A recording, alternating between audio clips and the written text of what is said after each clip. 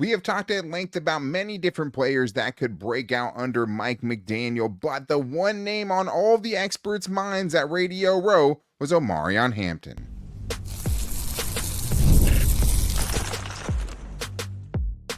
You are Locked On Chargers, your daily podcast on the Los Angeles Chargers. Part of the Locked On Podcast Network, your team every day.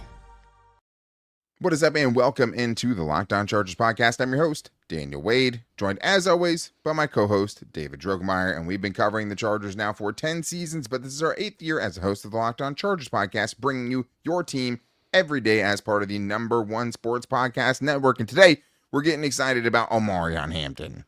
Man, I can't wait to see what Omarion Hampton is going to do in Mike McDaniel's offense. He is about to tear it up.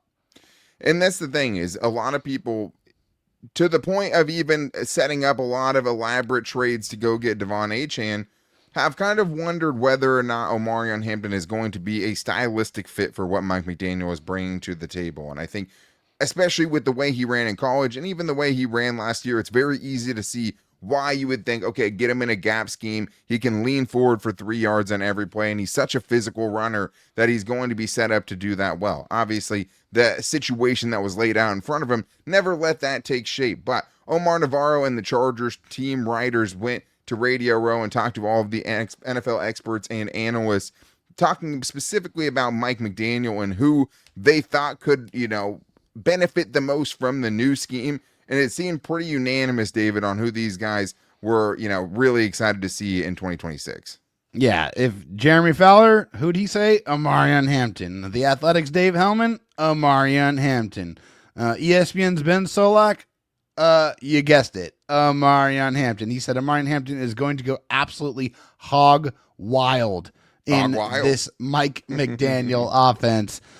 Which I can definitely see it. For me, when I was watching Omarion Hampton last year, you saw pretty much all of his explosive runs were to the outside of the offensive line, outside off tackle. Once he got to hit the edge, man, like he was really able to create, some big plays, some big chunks, some 15, some 20, some 40 or 50 yard touchdown that you consider when he was able to rumble down the sideline against the New York Giants. That was one of my favorite plays of the season. And I got really excited after that because I was like, man, this guy is the real deal. He's about to have a really, really big season. And unfortunately the injury took that away from us a little bit. And when he came back, he wasn't quite the same player. Wasn't fully healthy. I think he probably tried to get back a little too quickly, but I think with this offensive coordinator coming in with what he does well, I think it's going to be such a perfect marriage and just a great thing for his young NFL career. Yeah, I totally agree on all parts there. And I think, it's nice to see people not being kind of jaded by the injured season that he had and still being able to kind of be excited about what he can be. And I think for everyone that actually watched Omarion Hampton, you won't get kind of put down by the box score because kind of just the way he earned those yards, right? And I think it's just the rare skill set that he brings to the table. This is also from Solak, a.k.a. former Locked On host Ben Solak. I thought he showed a really nice job catching the football. He's an unbelievable tackle breaker in space, especially when they started getting him on these screens and out there. And he does have an uncommon size and speed combination. Yeah. And you're right. Before the very first injury, right, you saw it. You saw the explosiveness, you saw the ability to break tackles. And also, I think the other thing too was just he was really behind a terrible offensive line and was still able to be super productive. And many again wondered what it would be, would this fit? It's very easy to see it's going to fit, especially David, because we talk a lot about Justin Herbert and what it can do for him and the receivers, but at his core, Mike McDaniel is a running game savant.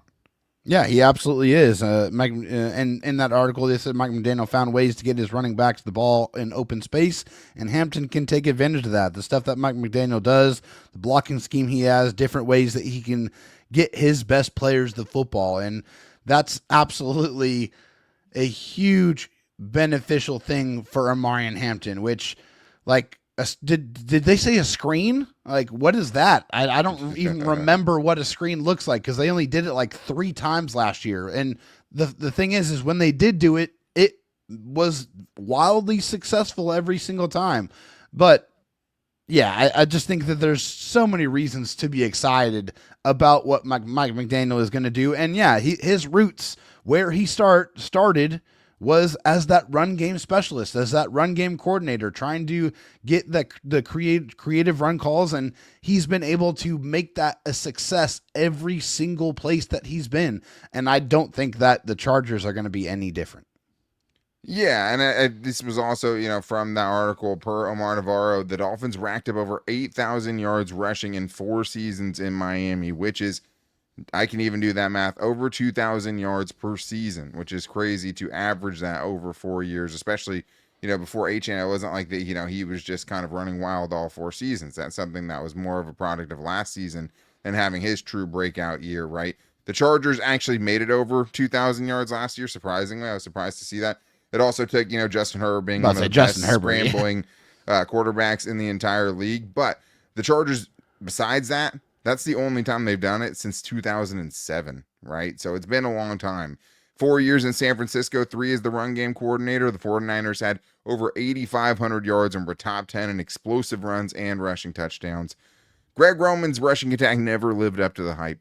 And the mix of Jim Harbaugh's physical identity mixed with what Mike McDaniel's, creativity has done for pretty much every rushing attack he's been part of. Yeah, that's scary for other teams. And I think those two kind of identities, the explosiveness that you get with McDaniel, the physicality that you want from Jim Harbaugh put together, like if you were to make a perfect running back for it's a beautiful marriage. It would be Omarion Hampton because he has all those things. He's the rare guy that can get you the tough yards, but as we saw in that Giants game, rip off a 50-yard touchdown if he has to as well, which I think is what led Benjamin Solak to make a pretty wild prediction based on the, kind of whatever stats Omarion Hampton was able to put up as a rookie. So we're going to talk about his bold prediction for Hampton's season and more on today's Locked On Chargers podcast. Ever wanted to experience the NBA Finals live and in person? FanDuel is giving you the chance to turn that dream into a reality with the NBA sweepstakes. Here's how it works. Use your profit boost on any NBA future and you'll automatically be entered for a shot to win an NBA Finals trip for 2. That's right, flights, tickets, the whole experience. If you're already looking at the board and thinking about which team can make a deep run, this is the perfect time to lock it in because you have this NBA sweepstakes going on. And I love futures this time of year, whether it's picking a team to win the championship or grab a conference title. It adds an extra layer of excitement to every game down the stretch. And right now, you could go with the Oklahoma City Thunder at plus 135 to win the NBA championship, to win in the NBA Finals. But the second leading team, the Nuggets, you can get at plus 550. So there's plus juice, but you don't have to win it. You just have to bet on that future to be entered into the NBA Final sweepstakes. Just visit FanDuel.com to get started and use your profit boost on an NBA future and get entered for your chance to win an NBA trip to the finals. Play your game with FanDuel, the official sports betting partner of the NBA. I also need to tell you guys about 5 Hour Energy because welcome to the 5 Hour Energy Flavor Draft. We're looking at every aspect of the draft to let you know which tasty flavors are the best and which just might be sleepers. The board is set, the flavors are ready, and only one is going to take the top spot. And 5 Hour Energy has a wide variety of flavors, and they have something for everyone. One of their better seasonal ones, in my opinion, was the spicy Cinco de Mango, which has a great flavor, but has a little spice, and I think it really helps kind of jumpstart you when you need it. But if I had to pick a number 1 overall pick, 1-1 in the draft, there's only one pick I would go with. It's the birthday cake. It's the confetti craze with that, the number 1 pick, and just being a super solid, very dependable, but also has the high upside of just tasting excellent with notes of vanilla frosting and without any of the sugar guilt that you would get if you actually just started to go eat some cake. But find your new favorite flavor at 5 Hour Energy now. The shots are available online at 5hourenergy.com or Amazon. It was really cool to see what all of the experts at Radio Row had to say about their excitement in Mike McDaniel's offense in Los Angeles in 2026, but more exciting to see how excited they all were about Omarion Hampton. But you didn't see many of them being able to kind of put their neck out there and actually put a number on what he's going to do in 2026. So that was the interesting thing from Benjamin Solak, who, per Omar Navarro, said Hampton is going to have 1,300, 1,400 yards from scrimmage if he stays healthy, and deservedly so. So, David, I don't think that's all that crazy, but it is nice to think that, I'm not the only one that feels that way. Absolutely not. And I've said this from the very beginning. He is a catalyst type of player. He's a guy that can shoulder the load of the offense and be a guy that's a focal point because he has the skill set to be able to do it. He can break tackles. He can catch the ball out of the backfield, which we didn't really see a whole lot of, which was such an underutilized thing that is going to be corrected under Mike McDaniel. Mike McDaniel uses the running backs in the passing game a lot as a safety valve, as running wide receiver type routes. In the screen game, like it's going to be a lot more involved than it has been, and that is going to greatly, really benefit Omarion Hampton. And we already talked about what the scheme is going to do for him on the ground, but the combination of what it's going to do for him on the ground and getting just more open running lanes to be able to more options in the running game to be able to attack, but more opportunities to really get some good chances to go get yards after the catch as a receiver and really be a big focal point and catalyst of the offense. Omarion Hampton is in for a big year, and I truly can't wait to see what this kid's going to do. Yeah, and I mean, like you could even just take the 305 touches that Devon Achane had last season, right? And I mean, if you gave that to Omarion Hampton as a rookie, even behind the offensive line that he had, even with kind of the inability of his coaching staff to be able to call great games offensively, he still would have had 1,400 yards just based on his yards per touch last season. Yeah. So he gets, 280. You're talking about a guy who should be putting up 300 or 1,300 or 1,400 all-purpose yards or yards from scrimmage, I should say, next season. And I mean, it is a pretty bold prediction for a guy that didn't have 800 yards from scrimmage in 2025. So I think if he's healthy, that's the main caveat there.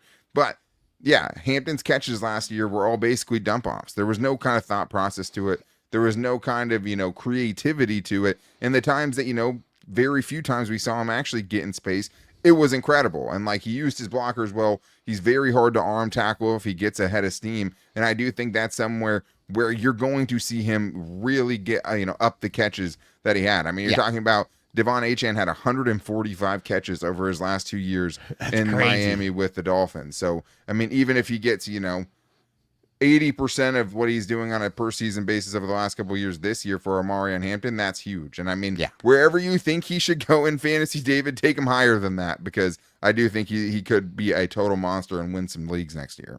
Oh yeah, I've said that, and I'm going to continue to say he's going to be a fantasy monster next year as the all-purpose guy. But also, I feel like he's going to be featured in the red zone as well, and they need him to, and they need a better play caller, and they need to get a lot more creative in that part of the field. Well, enter one of the most creative, cutting-edge offensive coordinators, or just straight-up offensive minds in the NFL with Mike McDaniel. That is going to have a huge impact on what the Chargers can do in the red zone. And one of the main beneficiaries of that, along with, Rondé Gadsden II and Ladd McConkey, to me, is going to be Omarion Hampton. I think he could be a vulture, and I would not be surprised in the slightest if we see 8, 9, 10 touchdowns next season for Omarion Hampton. Well, and that's the thing. I mean, you brought up vultures. I think the great thing about Omarion Hampton, he's not really a candidate to get vultured for touchdowns, maybe like a Kenneth Walker was this year, with Zach Charbonnet coming off the bench once they get down inside the 5, right? Because he's a physical enough runner to be able to put it in when they need him to and find pay dirt. And I'm very excited, not just from a fantasy perspective, obviously, but just for how they're going to use him and what they will be able to do in the red zone, hopefully in improving what has been one of the worst red zone offenses somehow over the last couple of years, just I think a lot because of that lack of creativity. But yeah, we're talking about a guy who got 18 rushing touchdowns a couple of years ago out of a 30-plus-year-old Raheem Mostert. So yeah, guys can have a monster fantasy season. Take it from a guy who had Devon Achane on my team last year. He should be really in for a great season. And even if people are kind of moving him up their boards, it's probably not going to be high enough, because if he does stay healthy, he could win you a lot of leagues, and also just could put together a monstrous production season in 2026. A lot to be excited about. But that's going to wrap things up for today's show. Make sure you guys are back here on Monday when we're back with the latest news. See if the Chargers wrap up this coaching staff over the weekend. But to make sure you don't miss it, go subscribe or follow for free on the Locked On Chargers YouTube channel and listen wherever you get your podcast from, as well as finding the show every day on all of our social media at Locked On LAC on Twitter, at Locked On Chargers on Instagram, and our Locked On Chargers Facebook page. We're continue to push these bonus shows to you guys as much as we possibly can, ramping up to getting to 5 bonus shows a week and even some more 1-minute clips and stuff like that we're still working on. But thank you for your support. We wouldn't be doing this without your guys' kind of, hunger to consume more Locked On Chargers content, and we're committed to bringing that to you. So we'll be back with you guys on Monday, but until then, take it easy and go Bolts.